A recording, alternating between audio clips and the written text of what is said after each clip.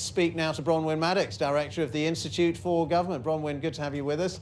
Just talk us through the mechanics then of this Tory party leadership race.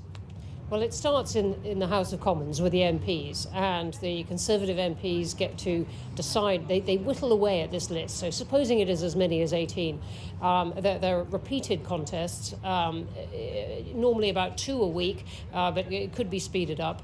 And the weakest one, or the one getting fewest votes from MPs, gets eliminated, and it goes on, and until they arrive at just 2. And then those 2 get put to Conservative Party members who could vote on it, so they get the final say.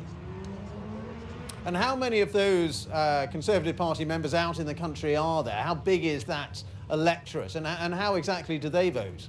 The last official number was, I think, 124,000, but that's a year ago, and the party does keep those numbers fairly close to its chest.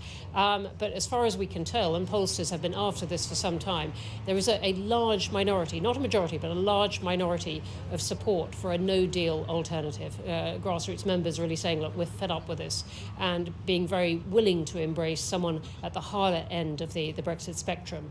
And then the others seem to be spread right along the spectrum, but they're definitely, if you like, to the right of the parliamentary party, the MPs.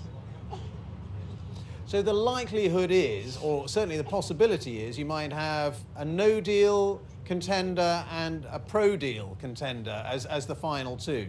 You might. I mean, that's going to depend on MPs. And one of the big questions about this is whether MPs, and many of whom don't like Boris Johnson, would really try and block him getting through to the final 2, even though, or, knowing that there's a lot of support for him among the grassroots members.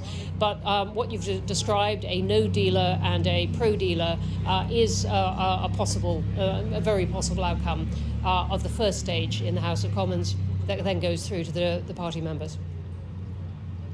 And if it wasn't Boris Johnson, presumably it would be another Brexiteer, somebody like Dominic Raab? Yes, for example, where he's come pretty close to saying, look, no deal is almost his position, and that he is extremely comfortable with that.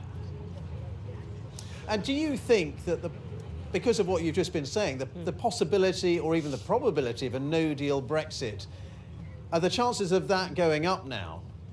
I think they have to be going up, because supposing you've got a no-deal new leader of the Conservative Party, so a no-dealer as Prime Minister, all that person would have to do is try and wait out the clock until October 31st and not seek an extension from the EU. And formally, as we've been discussing, there isn't that much formally that Parliament can do about it.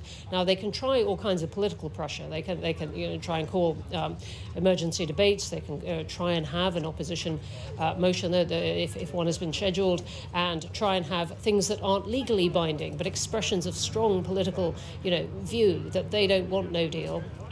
They could even, this would be the nuclear option for Conservative MPs, decide whether to have a vote of no confidence and bring down their own brand new leader if they felt it was going for no deal. But they don't really have a lot of formal mechanisms the way they did back at the end of last year when there was a lot of legislation going through. But they can exert a lot of political pressure. Yeah, OK. All right. Well, very good to get your thoughts. Bronwen Maddox there. Thank you very much for your time.